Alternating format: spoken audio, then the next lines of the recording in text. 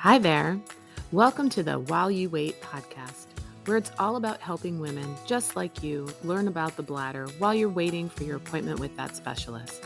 Each week, I'll combine science, medicine, and common sense so you can learn, become empowered, and get started on your journey to dryness.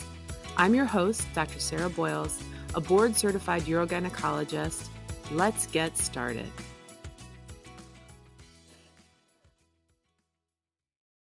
Hi there. This week, I had the opportunity to talk to Dr. Kari Bo. Dr. Bo is a trained physical therapist and exercise scientist from Norway.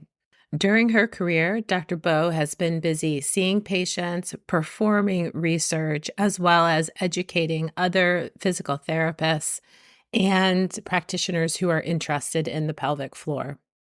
She is internationally known for her work on the pelvic floor, and she has published more than 330 peer-reviewed scientific papers on pelvic floor dysfunction, on the treatment of incontinence, on low back and pelvic girdle pain, exercise during pregnancy and after childbirth, diastasis recti abdominis, measurement methodology, fitness, and women's health. And she has given over 340 invited international keynote presentations worldwide. Dr. Bo has made amazing contributions to pelvic floor research, and I really consider her to be the mother of pelvic floor physical therapy and muscle training. I'm so very excited to share our discussion about the pelvic floor with you. So let's go ahead and get started. I have to say that, I'm a urogynecologist in the United States. I'm such a fan of your work. I feel like you emphasize being healthy and exercising more than treating an illness, which I think is a message so many women need to hear. And I feel like your message is always very positive, and I really appreciate that. My first question for you is, I've heard a lot of physical therapists say that Kegels don't work. What would you say to that? I think it's so bad because then they cannot be updated at all. And our profession, as we are physiotherapists, we should really be updated on the evidence that is in this area. And this is just really lying to patients to say that this is not working, because we have so many randomized controlled trials of high standard, high quality. We have systematic reviews, we have Cochrane reviews. They all conclude that there is 1A level of evidence and recommendation for pelvic floor muscle training. And this is based on these high quality studies that takes more than 4 years for each of them to be conducted and planned and, conducted and published. And then people can just go on social media and say, well, they are not working. To me, I don't know how to deal with it, because it's so bad. It's so bad because they are lying to people. And just by saying that without having any data themselves on whatever they want to do instead of pelvic floor muscle training, or what they call Kegel, we call it pelvic floor muscle training now, it's the same. It's what they are saying is not based on anything, but we spend 4 years in trying to conduct a very high quality study. So it's amazing, and it's embarrassing for our profession. I think that still there are physiotherapists who can do this. I think people don't realize how much work goes into a randomized controlled trial, right? And when someone like yourself says, oh, the data really supports this, because you're right, those trials take a long time, and it takes a lot of money. It takes a lot of patience. So many people have to be involved. So in the United States, a lot of times physicians will tell women to go and do, kind of 30 Kegels a day on their own, and then just kind of send them off. And I wonder if that's where part of the problem comes from, versus pelvic floor physical training with a physical therapist. We know also from these randomized controlled trials that the best evidence and the best effect is if you are training with trainer, can be a nurse or a physiotherapist or a medical doctor, as long as they do the correct things. But it should be done at least once a week with supervision. So just to tell them to go home and do the exercises is not going to work. And we show that in my first randomized control trial, even if they had once a month with a physiotherapist for 7 times compared to meeting in a group training session for once a week for 6 months. Those who had this only once a month meeting with a physiotherapist, it was really not very effective at all compared to those who trained once a week with a physiotherapist. So this is very important that we just don't give them a sheet of paper and believe that they will do it, because this is also a lifestyle change in a way. You have to start to train and you have to continue to train. And it's also, if you want to do any lifestyle changes, you need follow-up. You need someone to support you. And a good physiotherapist can be amazing in that sense, because we have time with the patients and we have the knowledge. If we are basing this on the evidence we have, we can really motivate them and talk them into doing this. And the group training session is a very good thing, because then they meet other people who have the same problem. They can help each other. They can motivate each other. So it's also a good thing.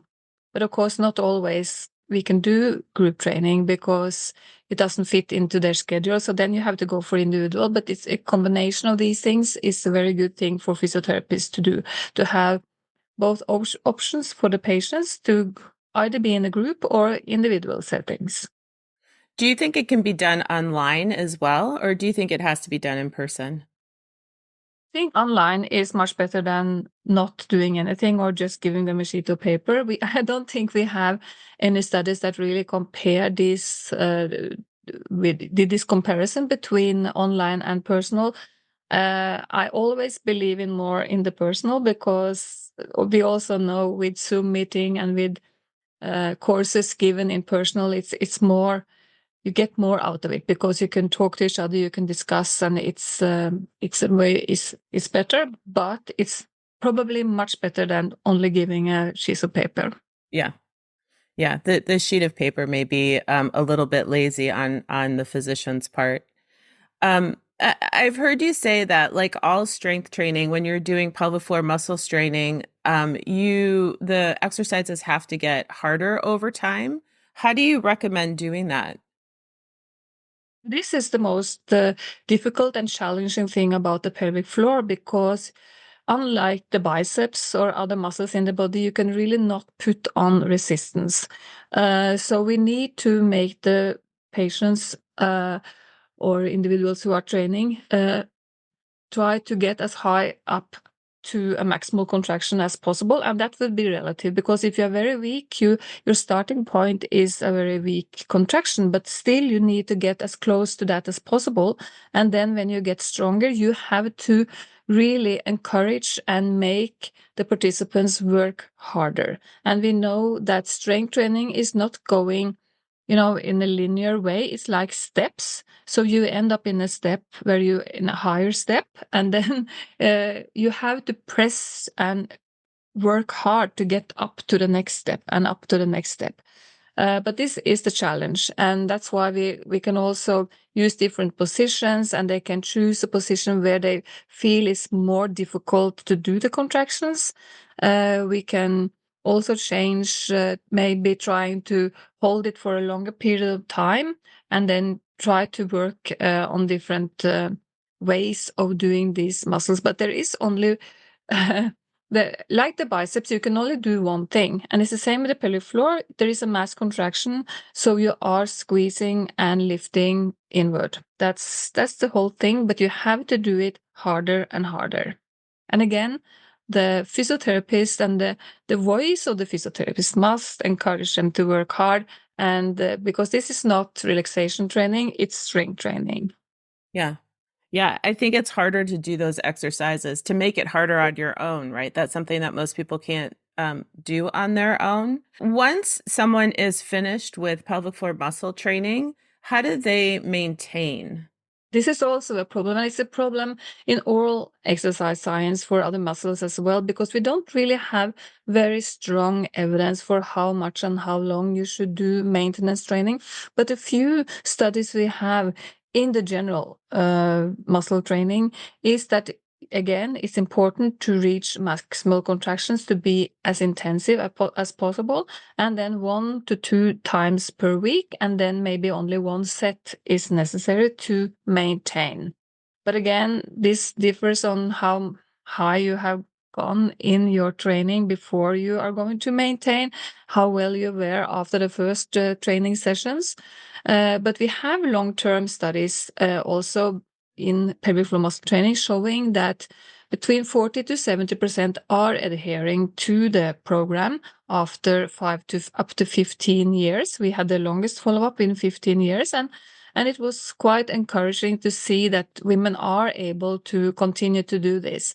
And I think if they have really reached a level of where they can say that, well, I'm not incontinent anymore, they understand that doing these exercises is going to help them. And some women said that they were doing it regularly every day, and they had a specific time of the day where they found it convenient to do it, while others said, well, I don't really do it, but after some month or weeks after I've stopped doing it, I can feel that it really is sort of sagging down, is getting weaker, and then I know exactly what to do because I have trained the muscles before.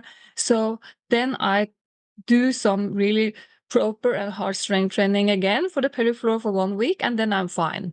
So in my opinion, this is a very good way because they have control. Yeah. They know what to do. Yeah. It's all about giving people the tools, right? So that they can do what they want. Yeah. When you see women who want to do really intensive exercises like CrossFit and are doing a lot of high impact exercises, is that something that you think women with incontinence can do? Because so often they're told not to do anything like that. That's so high impact. I'm a strong emphasizer of regular exercise, so I don't think I would ever tell anyone to stop exercising because it's so important for health in general, and also so very important, especially for mental health. So if you are an exerciser and you were asked to stop exercising, it would really not be good for your health. But we know that really very few of any sport women or exercises are also training the pelvic floor muscles. So I'm quite convinced that if they could add this to their other exercises, this would also help them. We have very few studies though. We just published one from my latest PhD student, Christina Skav, on CrossFit or functional training, and we also show that they could be improved by doing pelvic floor muscle training.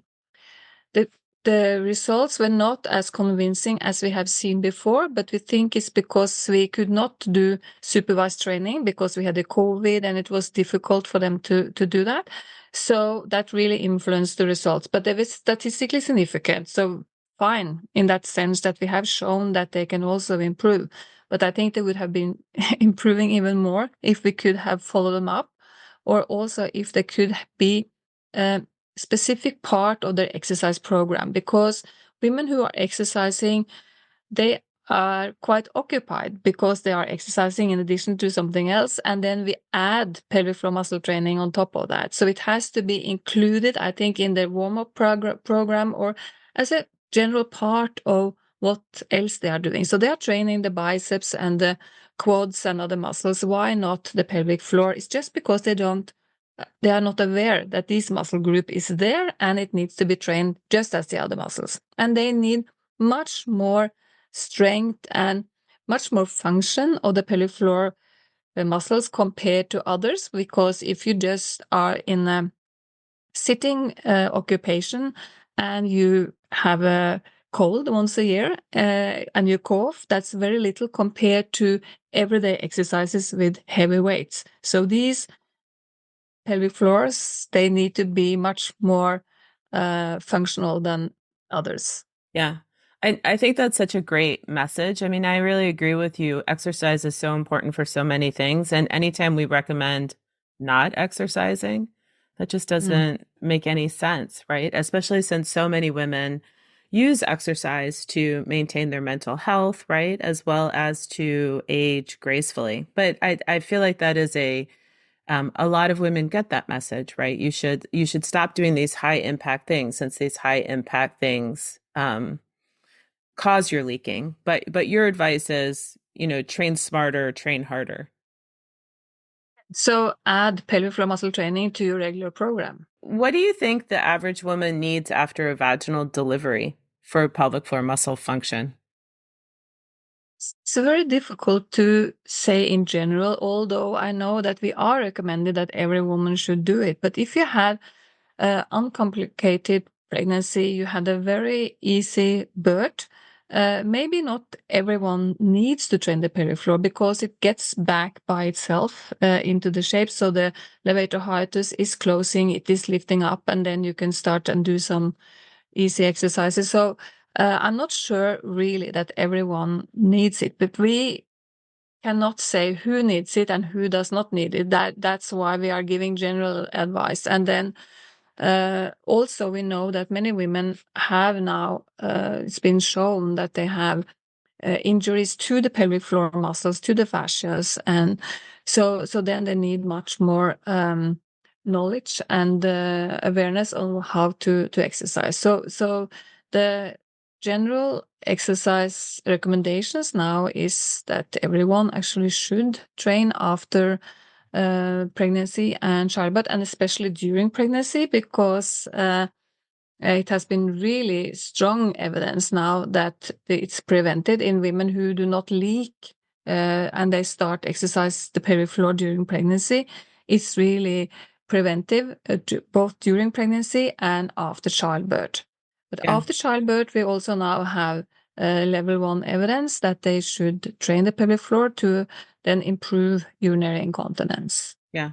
We need to really get that message out there, right? Because I don't think most women who are pregnant or looking to conceive are thinking about their pelvic floor, right? And thinking about exercising. That's the time to start think about it, and I think also a time where women will be motivated because they know that something is going to happen to the pelvic floor. The child is going through the two sides of the pelvic floor, so it is bound to be opened up and it's bound to be stretched. And also, fortunately, we now have a systematic review with 12 randomized controlled trials showing that you have actually no problems with vaginal birth after pelvic floor muscle training during pregnancy. I think that's also a very important message because they have shorter labor than others. And it has been some reluctance among midwives, obstetricians, and also physiotherapists because they think you can get, in a way, too tight by Right. doing pelvic muscle training during pregnancy. This is a myth. It's not true. They have easier birth. And we should also have that message out. Yeah. Yeah, I agree with that, right? There is that theory that you're bulking everything up and it Mm. would be harder to deliver.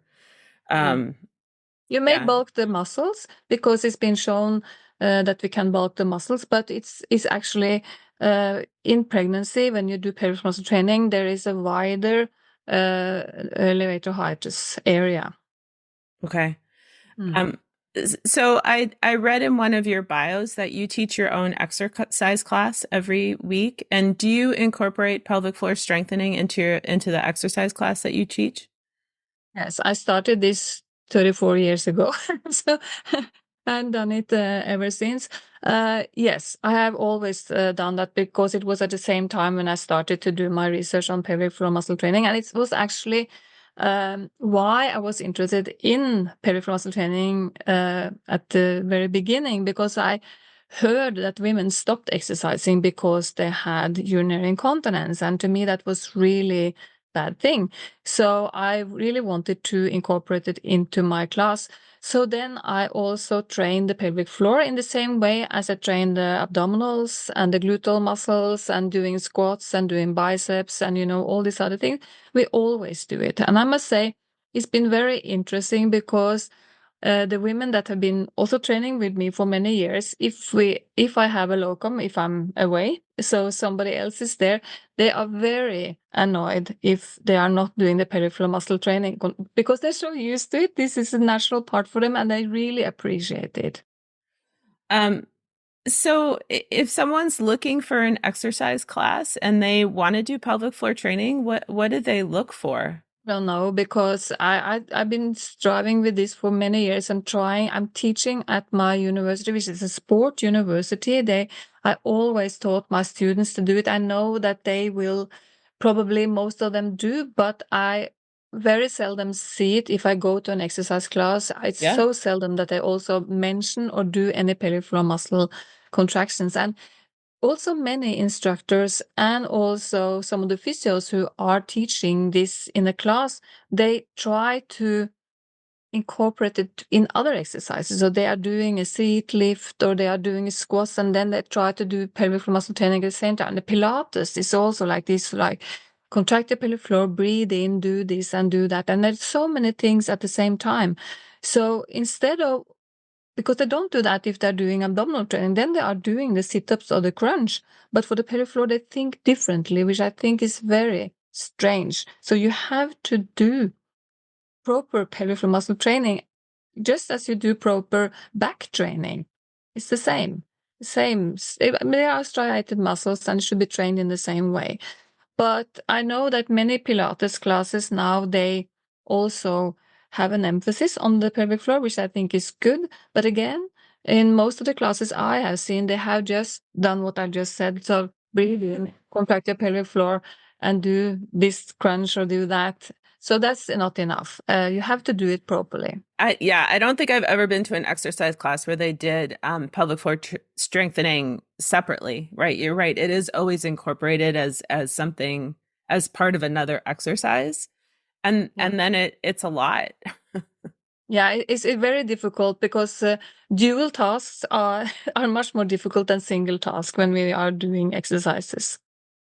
It all sounds so simple in talking to you, and I just wonder why we don't do it a little bit differently and why we aren't a little bit smarter. I mean, I think we're all just we like to ignore the pelvic floor, right? And just pretend like it's going to be fine without directly working with it. Mm. Yeah, it's very strange. And I also find that some of my physiotherapist colleagues around the world that they think it's too simple just to do a pelvic floor muscle contraction, but it's not simple because you can't see the muscles and they may be injured. So it's difficult for the participants to do this. So why should we make it so more difficult by doing all this breathing and doing all this other stuff instead of thinking just on strength training principles? I think it's because it feels different than a different contraction, right? I mean, when I'm lifting, I can feel muscle fatigue. And when you're just focusing on the pelvic floor, I think it's harder to feel that muscle fatigue. Don't you think? Yeah, but if you're doing really close to maximal contractions and you do 8 to 12, I feel that that I'm tired. Also, you can feel fatigue also then. Yeah, Yeah. I guess you're right. I mean, I think that probably is the problem, right? Where we're not doing, we're not so close to maximal fatigue, and not challenging ourselves enough. My last question for you is, what is your best advice for aging gracefully for women? You mean in general, not on the pelvic floor? You can answer it any way you want. um, yeah, I think there are many factors that make aging better than others because you need to have a good life to also be aging gracefully. So hopefully to have a good social life and to have friends and to have people around you that you love and you can be with. That's also a very important part of aging and to trying to keep your friends. I think is very important and have also spend time with your friends.